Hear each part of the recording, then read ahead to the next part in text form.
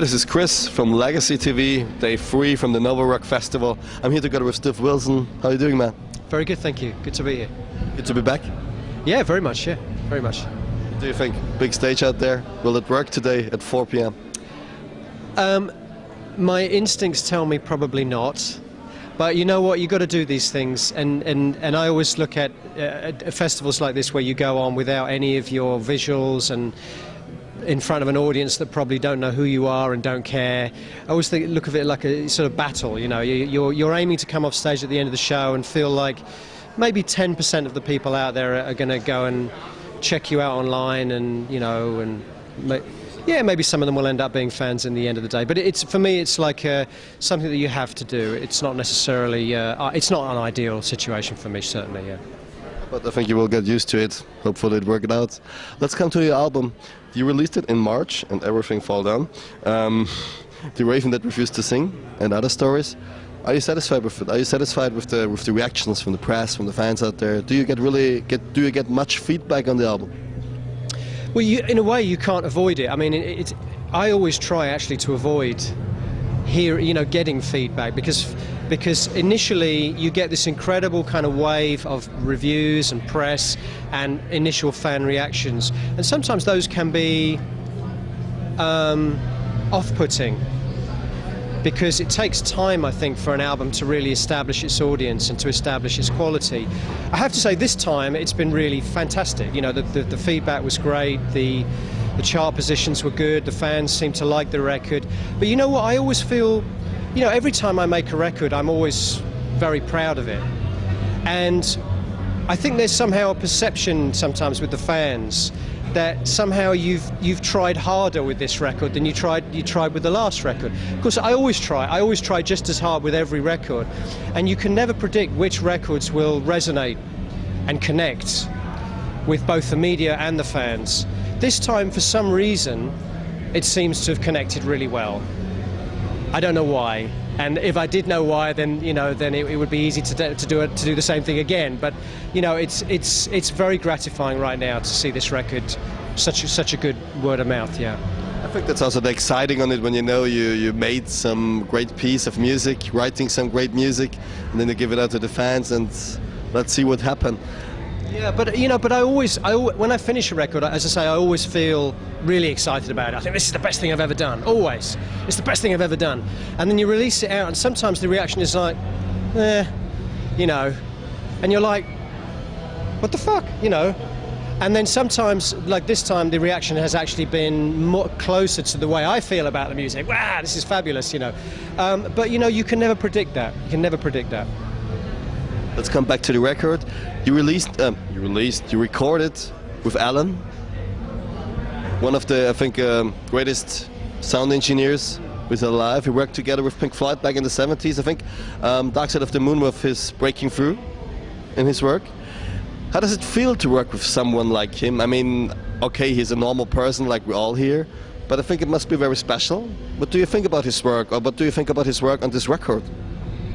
Alan did a great job on the record. I mean, the record sounds beautiful, and I mean, sonically it sounds really, you know, the very highest level, which is what I wanted. I wanted someone that, see, the thing about this record is a lot of the sounds and the tones I'm using are things that people associate with the 70s. And I love those kind of sounds. So I'm talking about acoustic guitars, Fender Rhodes, Mellotron, Hammond organ, piano, a lot of harmony vocals. And I wanted an engineer that really knew how to record things in a very kind of organic, natural way. And in a way, it's a dying art, because a lot of engineers now grow up working with computers and digital technology. So to have someone like Alan, who's like a legend, who learned how to make music and to record music using old analog equipment and in a very kind of organic, naturalistic way, that for me was the main reason to have someone like Alan on board. The answer to your question, he was wonderful to work with. He's a really funny guy. He's British like me, so we have the same kind of very reserved sense of humour, and it was a joy. It was a joy to work with, yeah. You said you like also this analog thing on recording.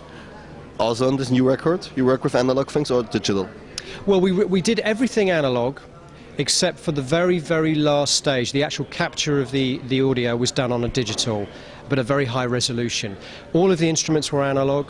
There's no synthesizers, there's no digital synthesizers. All the keyboards are analog keyboards.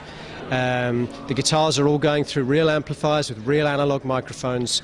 And so all of going through analog compressors and an analog mixing desk. So all of that's analog right until the very last stage where it actually was recorded onto a digital, because I still love to be able to edit. And I love the possibilities of editing in digital, but I love the sound of analog. So it's the best of both worlds for me. Why? Well, that's $1 million question. Everyone's been asking that question. Why does analog sound better than digital? Personal for you. Because it lives and it breathes in a way that digital just doesn't. I don't know how else to articulate it. It's the difference between a real human being and a replicant. That's a cool reflection of it. Let's talk about your songwriting. What I also heard of Porcupine Tree, or your solo thing, it is so much influences, so much different kinds of music what comes to it. When you really listen close to the record, also to the new one, it's so amazing. There's so much things in it. I was thinking, like, when I was writing the questions for this interview, I was like thinking, what should a guy like Steve Wilson think when he writes his music? There must be so much going on in your head, because this. Yeah, it's pretty crazy. I mean, I have a hard time sometimes. Writing for me is the hardest thing, because in a way, it's like you say, there are so many possibilities. There are so many things you can do. If you think of writing a song as like filling a piece of blank paper, there are an infinite number of ways you can fill that piece of blank paper. There are an infinite number of words you can use to fill the paper with, and there is an infinite number of combinations and orders of words and sentences you can. It's the same with music and writing music. There's infinite number of possibilities. So how do you focus and find the right structure, the right kind of mixture? I don't know. I don't know how I arrive at what I arrive at. It's quite a painful process. For me, it's like going to a brick wall every day of your life and hitting your head against it, and then after 3 days you see a tiny little crack appear, and then you keep hitting your head against the wall for another 3 days, and then the crack becomes a hole, and then gradually you break through the wall. But it can take days or weeks to find that, just what feels right. Destroy another brick in the wall? It is like trying to bash down a wall, yeah.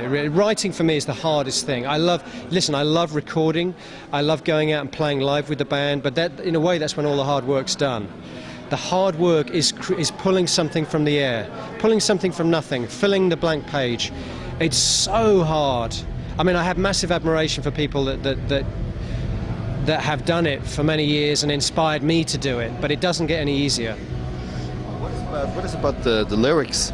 I read in the album, on the new one, that you have really many of the stories about the supernaturalism. So, for me, it's interesting. Why? Because why you go in that way? Are they real stories? Are they true stories, or are they stories?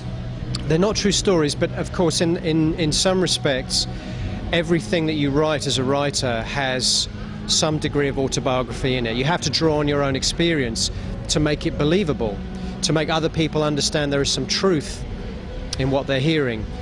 Here's what I would say, is that the stories are almost classical supernatural ghost stories, but classical supernatural ghost stories themselves are pretty much based on the idea of fear of mortality, fear of death, the idea of loss, to lose someone and to not be able to deal somehow with that loss, and also the idea of regret, to have things unfulfilled in life.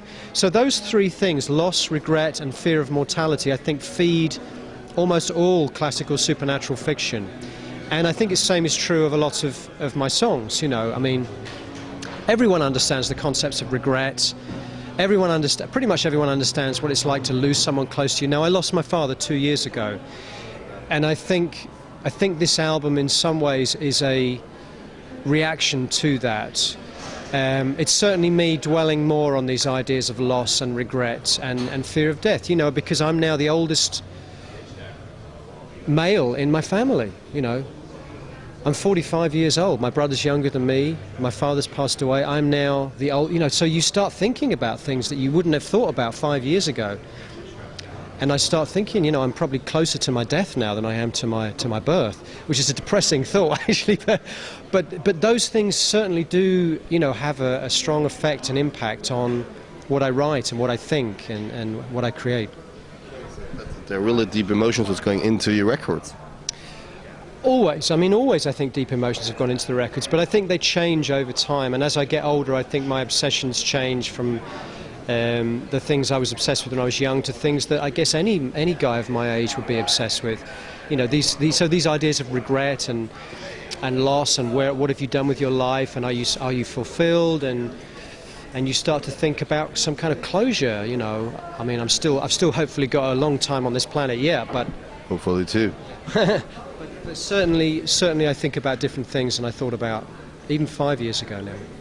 Please stay positive and please stay on this earth. Sorry, I sound a bit depressed now, don't I? I've got to go on stage in like a couple of hours and be all woohoo festival. Yeah, it's going to happen. Don't worry. Hopefully. Thank you for the interview. Thank you for the time. Thank you for these great answers. I would say the last words are yours. Thank you very much. Thanks for watching. Cheers. Thanks.